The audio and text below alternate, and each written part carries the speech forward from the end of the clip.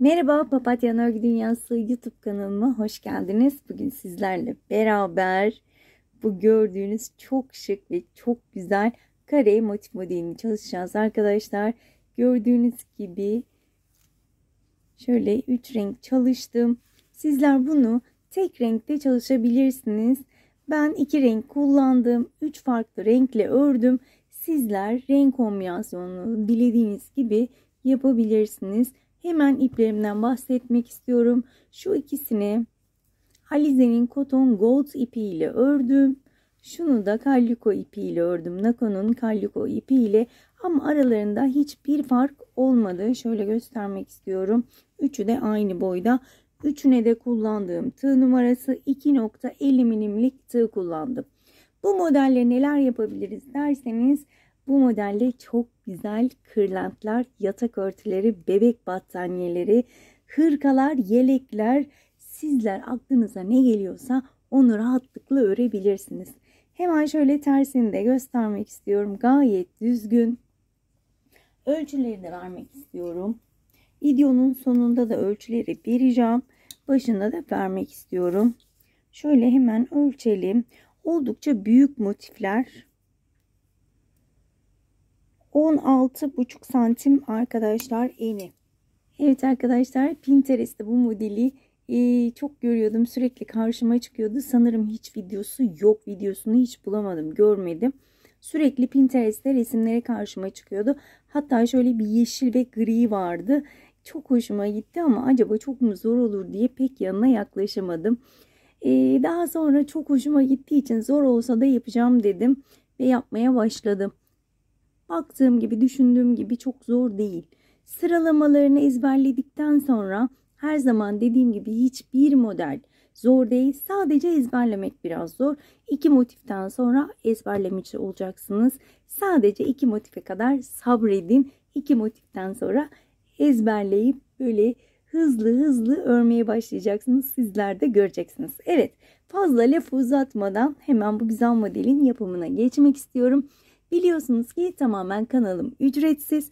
Ücretsiz bir şekilde kanalıma abone olup abone ol butonun yanındaki zili aktif hale getirirseniz bundan sonraki yükleyeceğim videolardan haberdar olabilirsiniz. Bana destek olmak amaçlıysa bu videoyu beğenip sosyal medya hesaplarınızda paylaşırsanız bana çok büyük bir destek olmuş olursunuz diyorum ve hemen modelin yapımına geçiyorum. Evet arkadaşlar, öncelikle sihirli halka ile başlıyorum. İpimi halka haline getirdim. Birleştiği noktadan tutuyorum. Tığımı içinden geçirdim. Şöyle bir zincirle kapattım. Burada 1, 2, 3, 4 zincir çekiyorum. Tığın başını doladım ve halkamın içine batıp ikili trabzan yapıyorum. Araya bir zincir çektim. Tekrar halkamın içine batıp ikili trabzan yapıyorum. Şöyle ortayı küçültelim. Bir zincir, ikili trabzan. Toplamda 12 tane ikili trabzanımız olacak. Bu şekilde kaç tanemiz oldu? 1, 2, 3, 4, 5, 6, 7, 8, 9, 10, 11 ve 12. 12. trabzandan sonra bir zincir çekiyorum. İlk çektiğim zincirin 1, 2, 3.'süne battım. Kaydırma yöntemiyle kapattım. Burada şöyle bir zincir çekiyorum. Bir zincir çektim. Tekrar aynı yere battım. Şöyle bir sık iğne yapıyorum. Bir zincir çekiyorum. Bakın, önümdeki trabzan tepesine battım. Sık iğne. Bir zincir. Önümdeki trabzan tepesine batıyorum. Sık iğne yapıyorum. Bir zincir. Tek tek trabzanlara birer zincir çekerek sık iğne yapıyorum. Bir zincir. Diğerine battım. sık iğne. Bu şekilde sıra sonuna kadar devam edelim. Evet arkadaşlar, sıramın sonuna geldim. Son trabzan tepesine de battım. Bir zincir çekiyorum ve ilk yaptığım sık iğnenin tepesine battım. Kaydırma yöntemiyle kapattım. Şöyle ilmeğimi uzatıyorum. Hemen arkasını çeviriyorum. Şöyle sihirli halkamın ortasını iyice kapattım. Ve herhangi bir ilmeğe batıp halkamın ipini bir düğüm atıyorum ki çözülmesin. Daha sonra onu saklayacağım. Gözümüze batıp rahatsız etmesin bizi. Daha rahat çalışabilelim. Şöyle sizler daha ayrıntılı saklarsınız arkadaşlar. Ben şöyle üstün körü saklıyorum. Evet. Bu şekilde ikinci sırayı da bitirmiş olduk. Bu sırada hemen şöyle krem rengime geçiyorum. Aslında krem de değil. Kremden biraz açık bir renk. İpime şöyle bir düğüm atıyorum.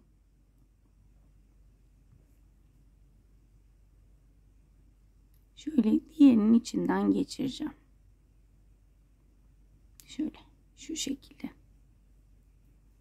Burada bir düğüm attım. Şöyle sıkılaştırdım.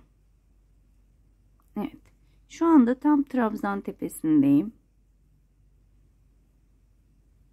Tığın başını 2 kez alıyorum. Bakın ilk trabzanın belini şu şekilde doluyorum. Ve önce 2, sonra 2 ilmek kapattım. Gerisi tığımda. 2 kez doladım. Tekrar aynı trabzanın beline dolayarak yine aynı işlemi yapıyorum. Önce 2, sonra 2 ilmek topladım. 3 ilmeği aynı anda kapattım. Şöyle şunu arkaya alıyorum. Yine şu arkadan yürüteceğim ki arkada görünmesin. Şimdi şu şekilde ilmeğin içine arkadan da sıkıştırıyorum. Evet. Burada 2 tane sık iğnem olacak. Hemen bakın yanındaki şöyle bir zincir çektiğimiz yer trabzan tepesi. Bir zincir çektiğimiz yere şöyle batıyorum. Bir sık iğne yapıyorum. Bir de hemen yanındaki trabzanın tepe noktasına battım. Çok pardon. İpi arada yürütmedim. Şöyle ipi alıyorum. Arada yürütüyorum. Benimle beraber gelsin diye. Evet. 2 tane sık iğnemi yaptım. Daha sonra krem ipimi alıyorum. İlmeğin içinden geçirdim. Ve ikinci trabzanın beline bakın. Bütün trabzanlara aynı işlemi yapacağım. Şöyle 2 kez başını doluyorum. 2 kapattım. Gerisi tığımda. 2 kez doladım. Tekrar aynı trabzanın beline 2 ilmek kapatıyorum ve 3 ilmeği aynı anda kapattım. Şimdi tekrar kremi arkaya aldım. Yeşili içinden geçiriyorum. Ve yine başını dolamadan bakın arkadakinden şuradan yani. Şöyle beyazı da unutmayalım. 2 tane yan yana sık iğne yapıyorum. Evet. Daha sonra yeşili bıraktım. Kremi aldım. İlmeğin içinden geçirdim. Ve bakın üçüncünün beline doluyorum. Tığın başını 2 kez dolayarak. Bu şekilde 12 tane trabzanım var. 12 tane de bu şekilde fıstık diyelim fıstığımız olacak. Yeşili alıyorum. İlmeğin içinden geçirdim. Ve 2 tane sık iğne.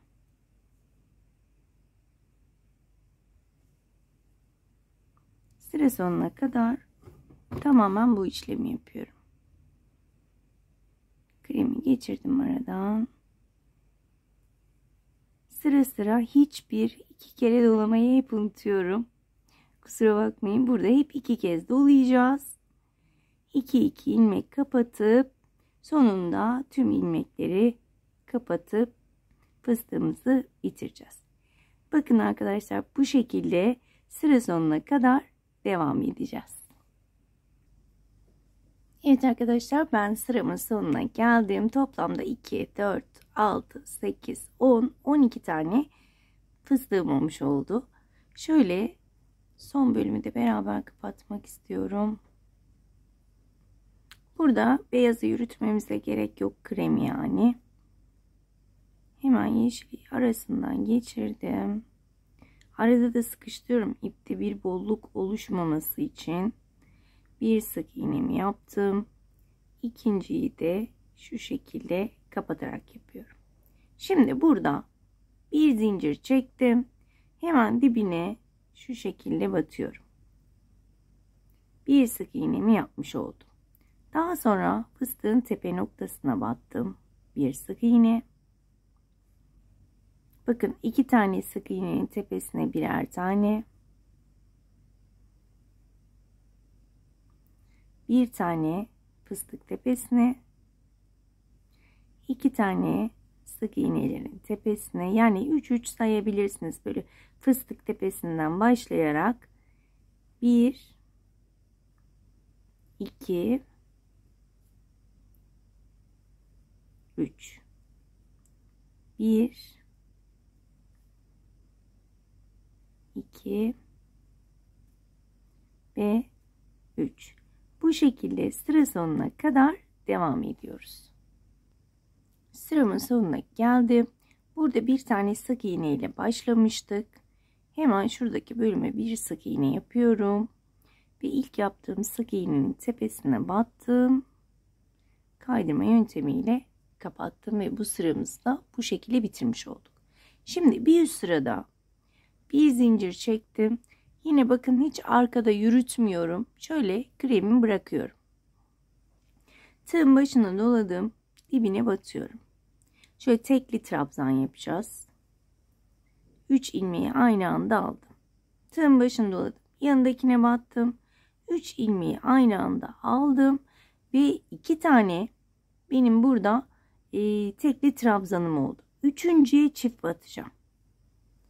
3, dördüncüyü tekrar aynı yere batırıyorum. Yani 2 tek bir çift örmüş oluyoruz. Tığın başını doladım. 1 tek, 2 tek, üçüncüye 2 kez batıyorum. 1 2. Birinci sık iğneye bir tane, ikinci sık iğneye bir tane, üçüncü sık iğneye 2 tane tekli trabzan. Bu sıramızı da bu şekilde devam ediyoruz. Evet arkadaşlar, sıramın sonuna geldim. İlk yaptığım trabzanın tepesine battım. Bu şekilde kaydırmayla kapattım ve bu sıramı bu şekilde bitirmiş oldum. Şimdi hemen ben fıstığın üzerine gelmek için şöyle önümdeki trabzan tepesine batıp bir kaydırma yapıyorum. Şöyle fıstığın tepe noktasına gelmiş oldum. Hemen krem ipime geçiyorum. Krem ipimi içinden geçirdim ilmeğin. 2 kez tığın başını doluyorum. Ve hemen fıstığın şu şekilde beline dolayıp 1 2 3 kere de yukarı çıktım. Arkaya aldım kremi, yürütüyorum bu şekilde. Yeşili ilmeğin içinden geçirdim ve şu şekilde hesaplıyorum. Bakın, 3 tane sık iğne olacak. 3 tanesi nasıl tepe noktasına gelir, o şekilde bakın buradan batacağım. 1 2 3. Bakın tam tepe noktasındayım şu anda. Hemen ipimi değiştiriyorum. İlmeğin içinden geçirdim. 2 kez doladım ve fıstığın belinden dolayarak şöyle ilmeği uzatarak üçlü bir trabzan yapıyorum. Tekrar diğer renge geçtim. İlmeği içinden geçirdim. Şöyle daha kolay olur. Bakın şöyle sayıyorum. 1 2 3. Yani buradan başlayacağım. 1 2 3 tepe noktasına geldim. Arkada da kremimi yürütüyorum. Kremin içinden geçirdim. 2 kez doladım. Ve bakın şu şekilde beline dolayarak üçlü bir trabzan yapıyorum. Yeşili geçiriyorum.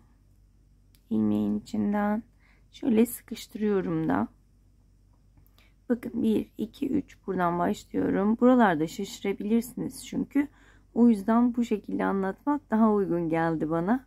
Evet, bakın tam tepe noktasındayım. Kreme geçtim. 2 kez doluyorum.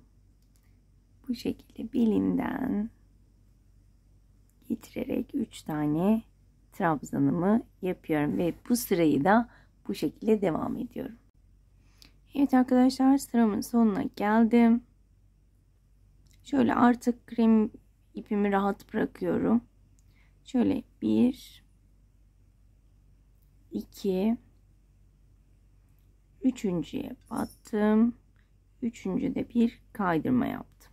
Şimdi burada 1 2 şöyle bir zincir çekelim. Dibine batırıyorum.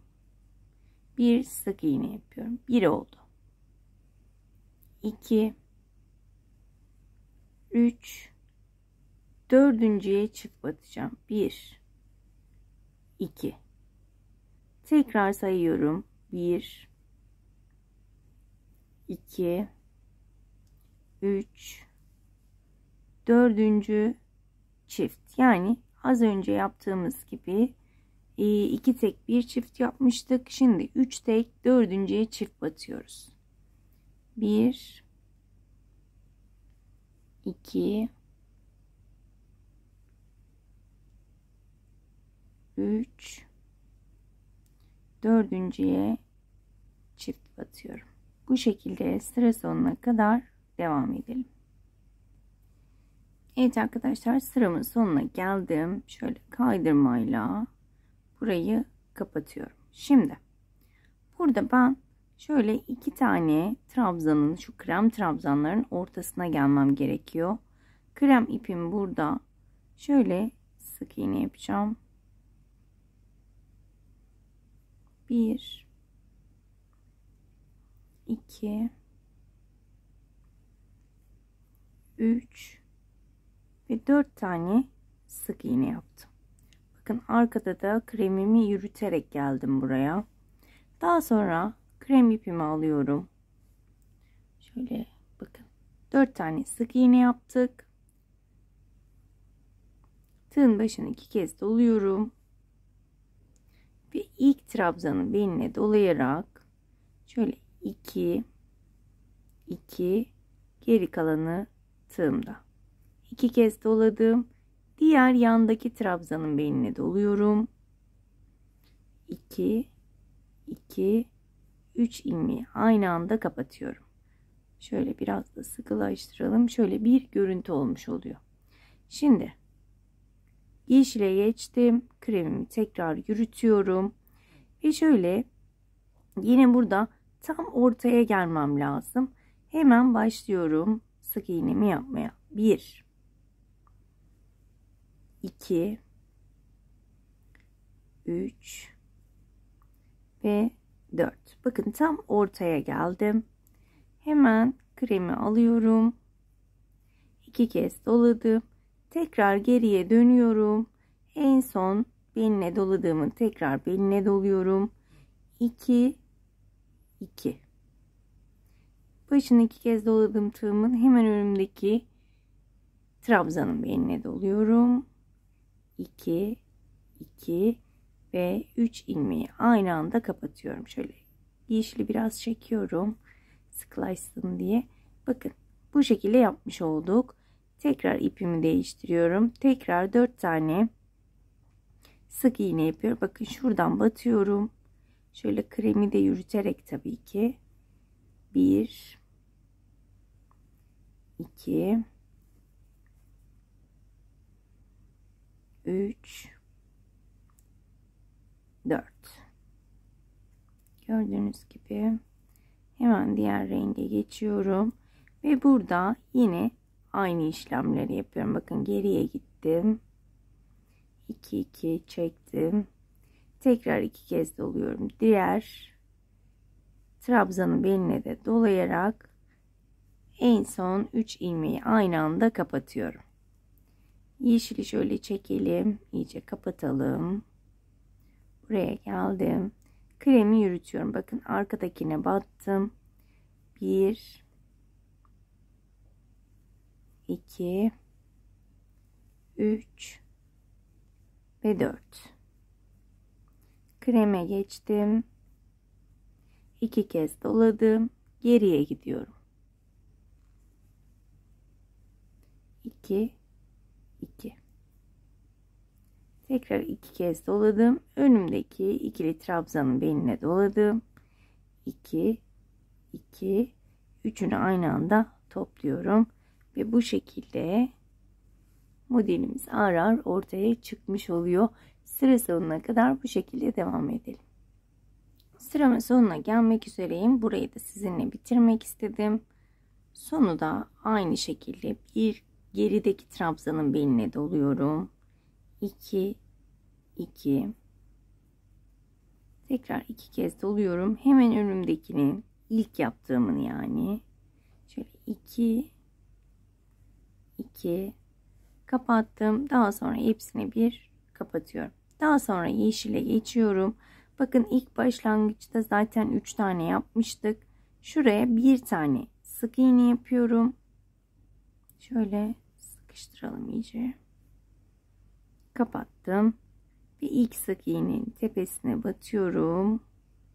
Kaydırmayla kapatıyorum. Şimdi burada yine kremi bırakıyorum. Yine burada arttırma yapacağız. Bombelenme olmaması için bir zincir çektim. Hemen yine aynı yere batarak bir tane sık iğne yapıyorum. 2 3 4 5. tam burası zaten bileceksiniz. 5.'ye çift batacağım. 1 2 tekrar 1 2 3 4 5. çift 1 2 bu şekilde sıra sonuna kadar devam edeceğim. 1 2 3 şöyle bakın, bir de burada var. 4 daha sonra 5.'ye 2 kez aynı yere 2 tane sık iğne yapıyorum ve sıra sonuna kadar bu şekilde devam edeceğim. Evet arkadaşlar, sıramın sonuna geldim. Kaydırma yöntemiyle bu sırayı bitiriyorum. Bir zincir çektim. Hemen dibine batırarak burada bir tane sık iğne yapmış oluyorum. Hemen burada popcornlarımıza başlayacağız. Krem ipimi aldım. Şöyle hemen önümdeki sık iğneye batırıyorum.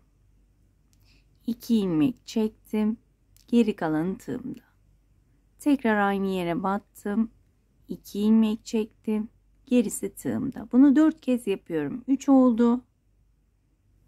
Ve 4.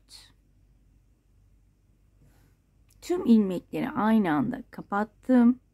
Ve şöyle yeşil ipime geçiyorum. Yine krem ipimi altta yürüteceğim. Bakın hemen şöyle dibinden başlıyorum.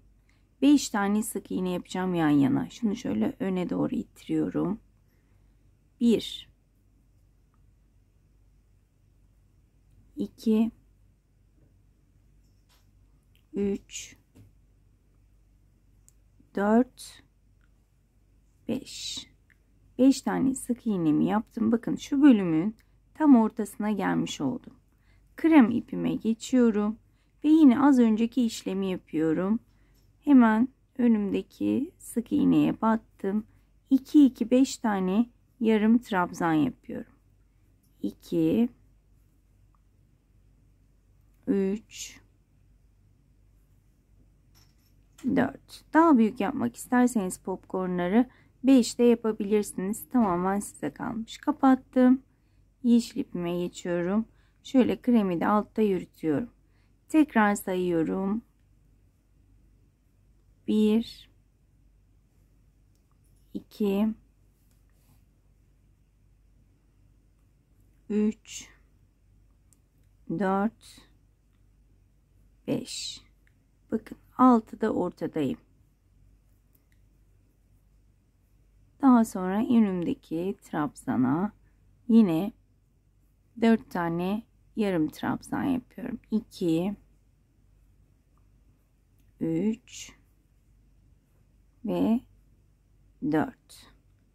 Tüm ilmeklerimi kapattım. Yeşile geçtim. Şöyle arkada yürütüyorum ipimi de. 1 2 3 4 ve 5.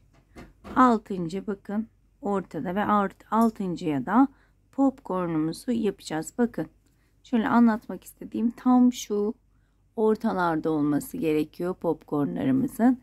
Bu şekilde sıra sonuna kadar devam edelim. Evet arkadaşlar, sıramın sonuna gelmek üzereyim. Son popcornumu yaptım.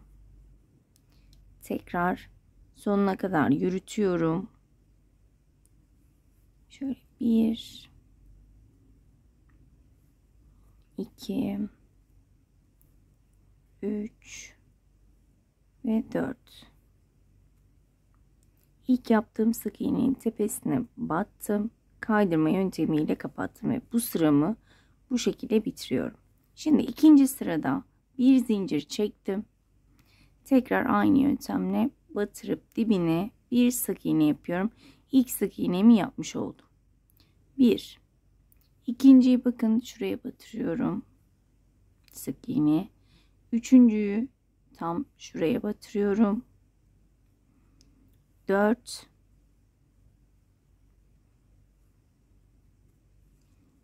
ve 5. Burada ipimi değiştiriyorum.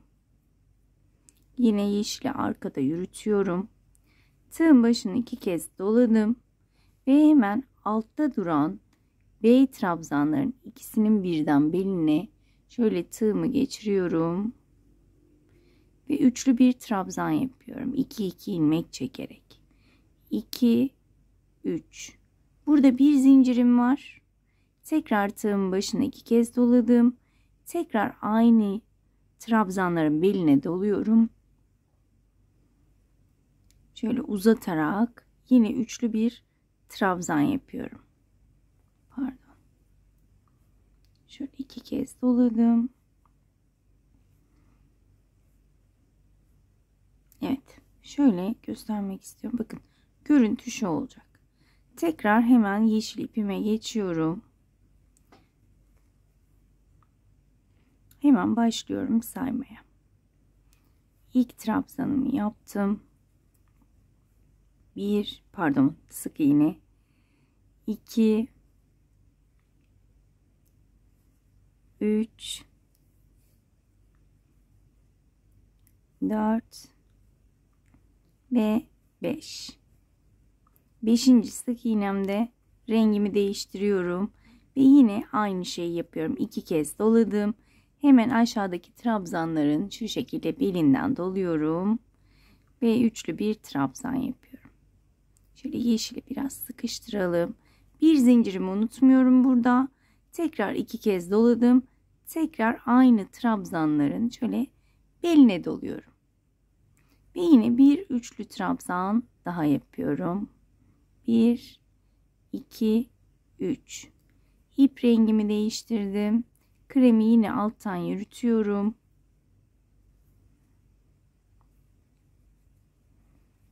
Yine bakın şuradan başlıyorum.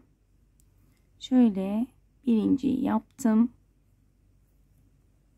İkinci şuradan. Üçüncü. Dördüncü. ve 5. 5. de ip rengimi değiştiriyorum.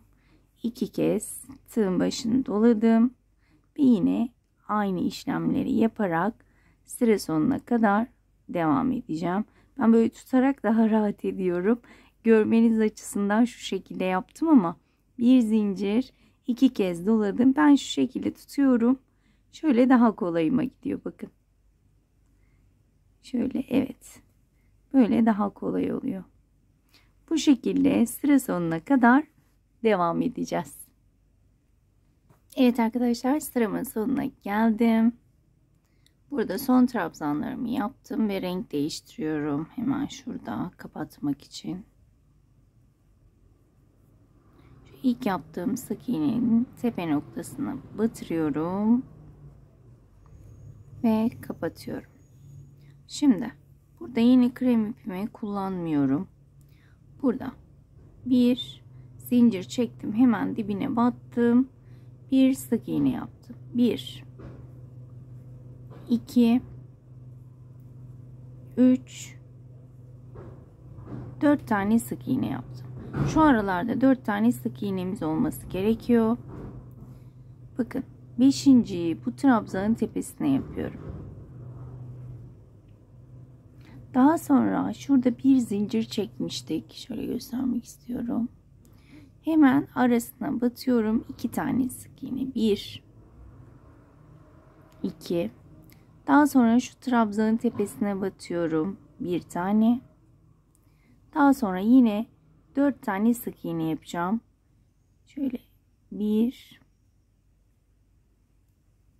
2 3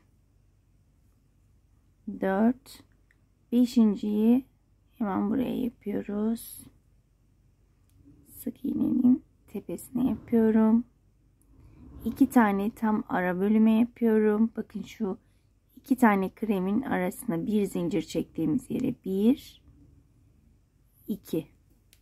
Daha sonra yine hemen diğer trabzanın, beyaz trabzanın tepesine, daha sonra yine 4 tane sık iğne. 1 2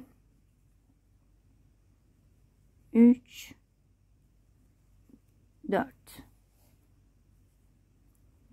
Bakın şöyle ilk trabzanın tepesine battım. Çok sıkı yapmayayım buraları.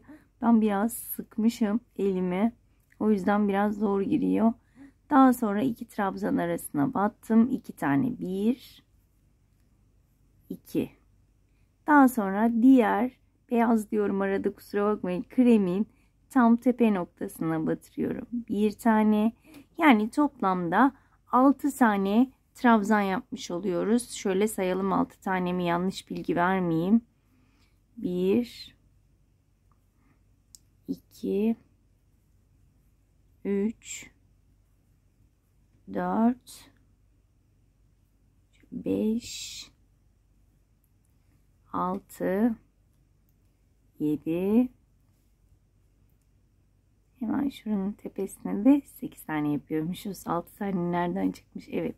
Şuradan şöyle saydığımızda 8 tane trabzan yapmış oluyoruz. Tekrar şöyle göstermek istiyorum, kafa karıştırmamak adına. Bakın başlıyorum. 1 2 3 ve 4. İlk trabzanın, krem trabzanın tepesine batıyorum. 1 tane. 2 trabzan arasına batıyorum. 2 tane sık iğne. Daha sonra hemen yanındaki krem trabzanın tepesine batıyorum. 1 tane. Bu şekilde sıra sonuna kadar devam edelim. Evet arkadaşlar, sıramın sonuna gelmek üzereyim. Şöyle ilk battığım zincire batarak sıramı bitireceğim. Yani sık iğneye batarak, kaydırma yaparak bu sırayı bitiriyorum şöyle. Şimdi bundan sonraki sıra bir zincir, tekrar dibine batırıyorum. Bir sık iğne yapıyorum. Şimdi her bir sık iğne tepesine birer tane, arttırma, eksiltme yapmıyorum bu sırada. Bu sırada tüm sık iğne tepelerine batarak birer tane yapıyorum. Sıra sonuna kadar birer tane, her sık iğne tepesine birer tane sık iğne yapalım arkadaşlar. Bu şekilde. Evet arkadaşlar, yine sıramın sonuna geldim. Kaydırmayla bu sırayı bitiriyorum. Bir zincir çekiyorum. İplerimi keseceğim. Şöyle bu sırada keserek devam edeceğim. Diğerini de kestim. Daha sonra düğümleyip saklayacağım onları. Şöyle. Evet. Şimdi yeşil ipimi bir kenara bırakıyorum. Bir kremle devam edeceğim. İpimi bir düğümüme attım. Bakın şöyle şuradan göstermek istiyorum. Şöyle şuralarımız, köşelerimiz olacak bizim. Şuradan başlamak istiyorum. 1, 2, 3, 4. Bakın. Şimdi tam manasıyla nasıl düzgün bir şekilde anlatabilirim onu düşünüyorum. Şöyle 2 tane trabzanın üstünde köşe olacak şekilde ayırıyorum ve şuradan başlıyorum. Bakın. Ördükçe zaten tam manasıyla algılayacaksınız modeli. Bakın. Şöyle trabzanın üstünden 1, 2, 3.'ye battım. Bir sık iğne yaptım. Tığın başını doladım. Hemen önümdekine battım. Bir tekli trabzan yaptım. Tığın başını doladım. Hemen önümdekine batıyorum. İkili trabzan yapıyorum. 2 zincir çekiyorum. Tığın başını doluyorum. Onun yanındakine batıyorum. İkili trabzan. Onun yanındakine battım. 3 ilmeği aynı anda topluyorum. Tekli trabzan. Hemen onun yanındakine battım. Bir sık iğne yaptım. Bakın şöyle tam üste denk gelmiş oldu bu şekilde. Köşem. Şimdi burada tığın başını 2 kez doluyorum. Geriye dönüyorum. 1, 2, üçlü bir trabzan yaptım. Daha sonra tam fıstığın tepesine battım. Bir sık iğne yaptım. Tığın başını 2 kez doluyorum. Ve hemen buradaki trabzanın beline dolayarak burayı birleştiriyorum bir nevi. Üçlü trabzan yaptım. Ve gördüğünüz bu şekilde bu modeli yapmış oldum. Evet, hemen burada birleştirdiğimiz noktada başlıyorum. Bakın şöyle hemen şuradan başlıyorum. 1, 2, 3, 4, 5, 6. Burada hemen birleştirdiğim noktanın hemen arkasına geçiyorum. Bakın arka tarafına. 1, 2,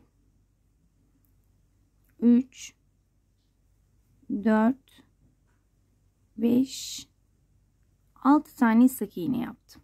Şu şekilde. Daha sonra tığın başını 2 kez doluyorum. Hemen şuradaki ikili trabzanın beline doluyorum. Üçlü trabzan yapıyorum. 1, 2, 3. Bu şekilde olacak. Daha sonra bakın popcorn'un tepe noktasına bir tane sık iğne. Tığın başını 2 kez doladım. Hemen önümdeki trabzanın beline doladım ve üçlü trabzan. 1, 2, 3. Tekrar aynı şekilde tam arka bölümden başlıyorum. 1, 2, 3, 4, 5, 6. Tığın başını 2 kez doladım.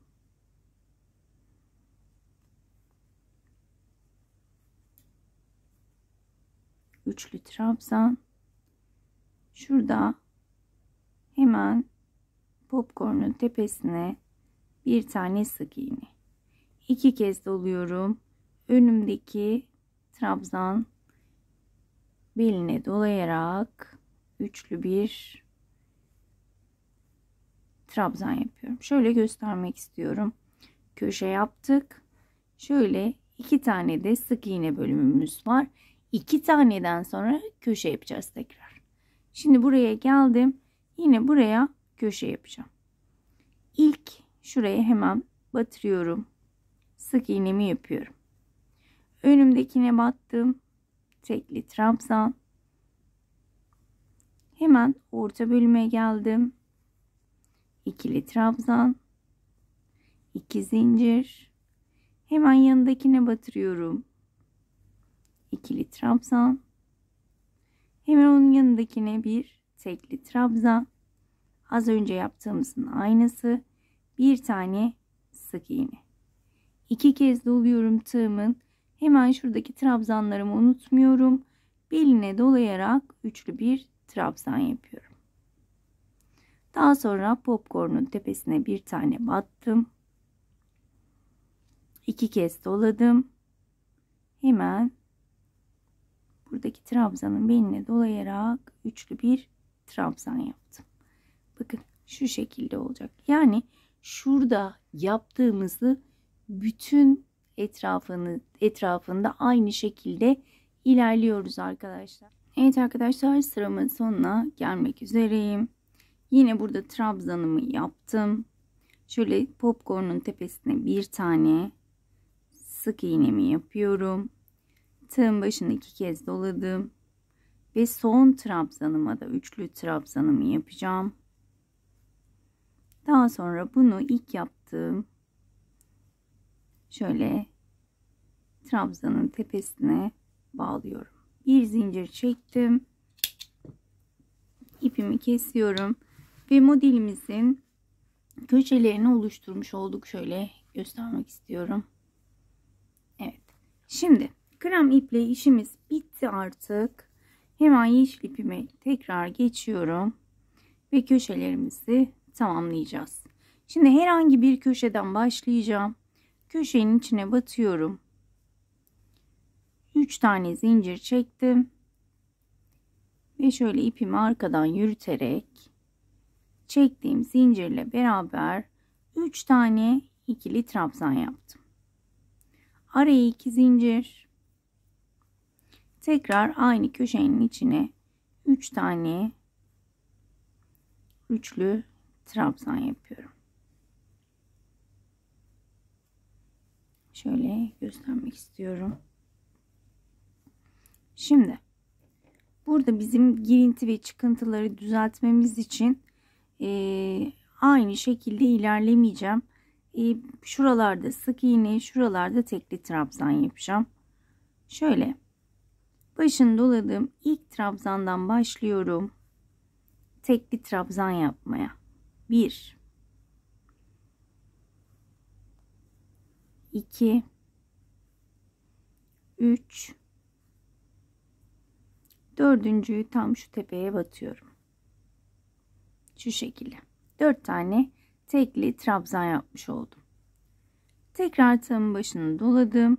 Hemen önümdeki krem trabzanın beline doladım.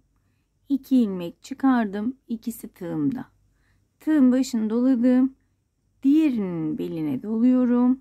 2 ilmek çıkarıyorum. Daha sonra hepsini birlikte kapatıyorum. Şunu da şu şekilde birleştirmiş oldum. Şimdi hemen şöyle dibinden batarak sık iğne yapacağım.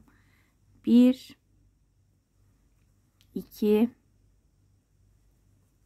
3 4 5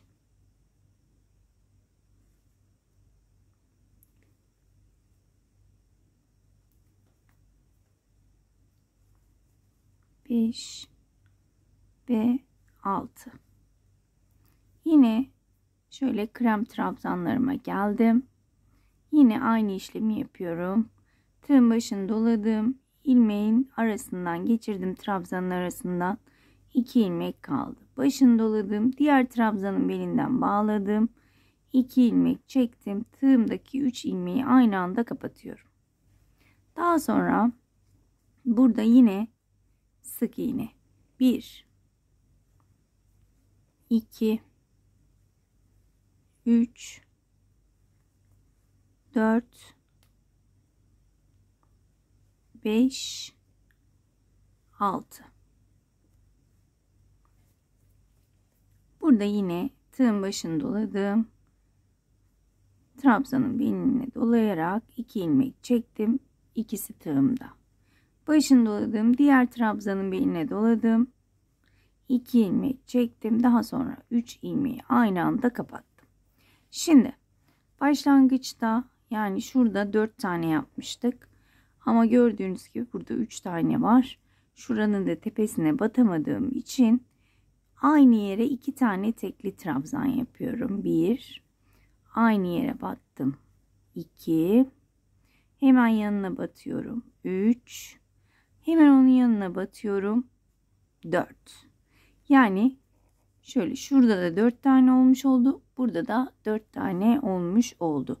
Köşem yine aynı şekilde 3 tane ikili trabzan.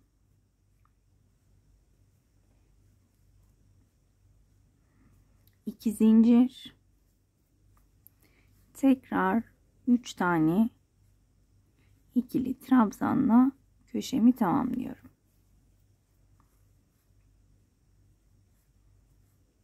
Şöyle de göstermek istiyorum. Bakın şu şekilde olacak.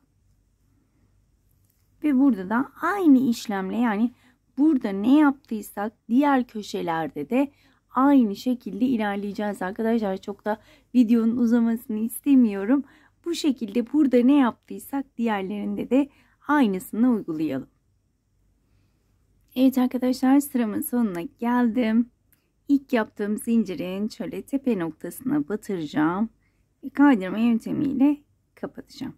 Şimdi benim şöyle ortaya gelmem için şöyle bir kaydırma yapmam gerekiyor. Yine köşeye gelebilmem için.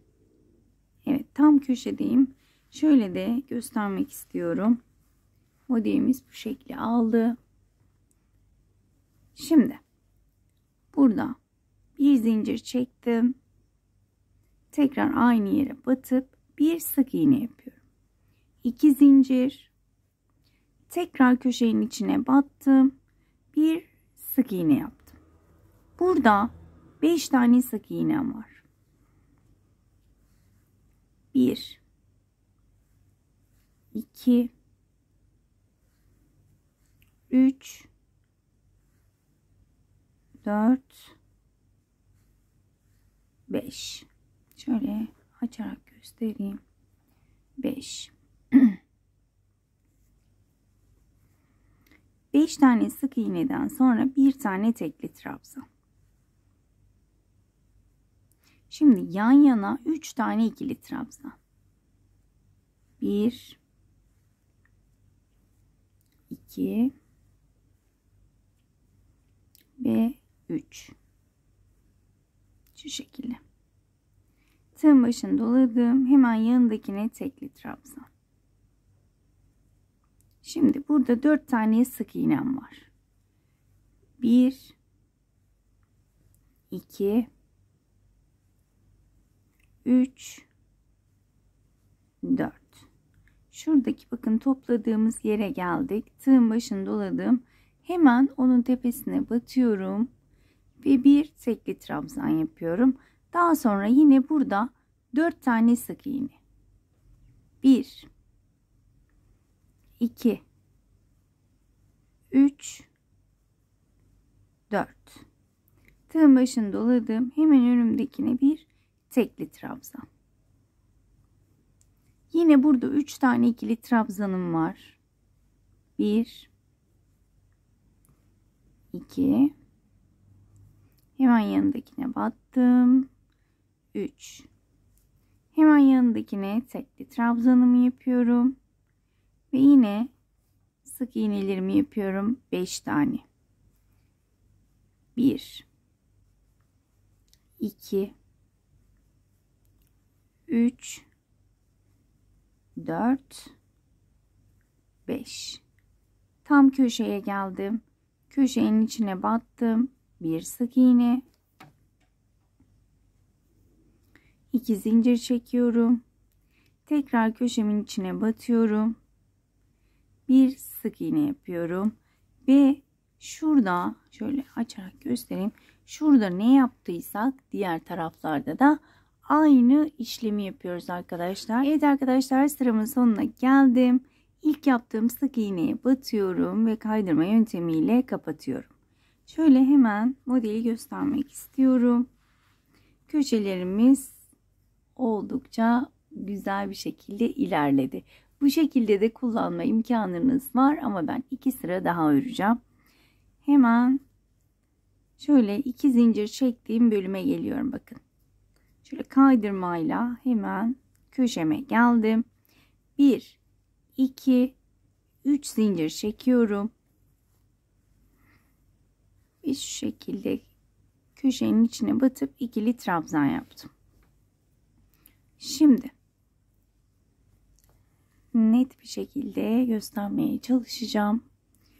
Bakın şurada köşemi yaptım. Daha doğrusu yarım bir köşe yaptım. Dönüşte tamamlayacağım. Aralarda hiç zincir yok. Tığımın başını doluyorum. Bir tane atlıyorum. İkinciye batıyorum. Bir ikili trabzan yapıyorum. Tığın başını doladım. O atladığım trabzana geri dönüyorum.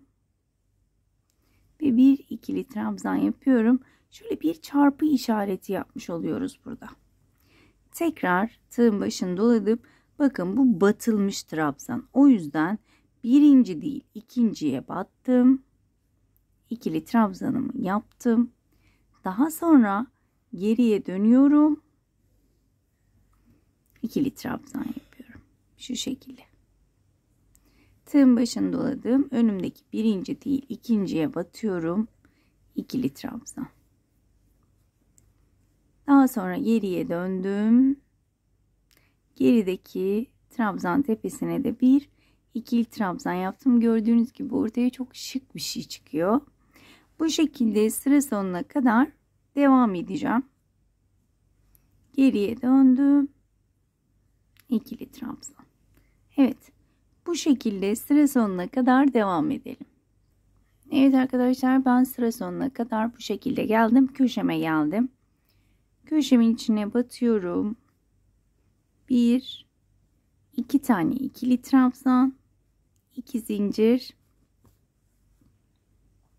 Tekrar 2 zincirlik bölüme batıp yani köşeye batıp 2 tane ikili trabzan yapıyorum. Bakın şu şekilde olacak. Daha sonra yine az önce yaptığım gibi bir tane trabzan tepesi atlayarak ikinciye batıyorum. İkili trabzan. Daha sonra geri dönüyorum. Bir ikili trabzan yaparak gördüğünüz gibi çapraz modelimi yapmaya devam ediyorum. Şöyle düzgün bir görüntü vermiş olduk. Sıra sonuna kadar bu şekilde devam edelim. Evet arkadaşlar, sıramın sonuna geldim. Burada yarım bir köşe yapmıştık. Köşemi tamamlıyorum. Köşemin içine 2 tane ikili trabzan yapıyorum. 1, 2 zincir çektim. İlk çektiğim zincirin tepesine battım ve kaydırmayla kapattım. Şöyle hemen bu sırayı şu şekilde göstermek istiyorum. Çok güzel oldu. Evet, geldik son sıramıza. Son sıramda bir zincir çekiyorum.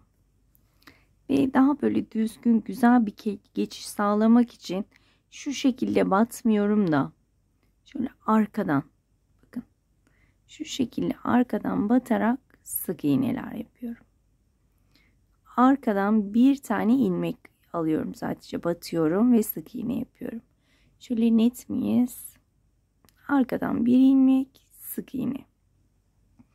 Arkadan bir ilmek, sık iğne. Bu şekilde köşeye gelene kadar devam edelim. Gördüğünüz gibi güzel bir görüntü vermiş olduk.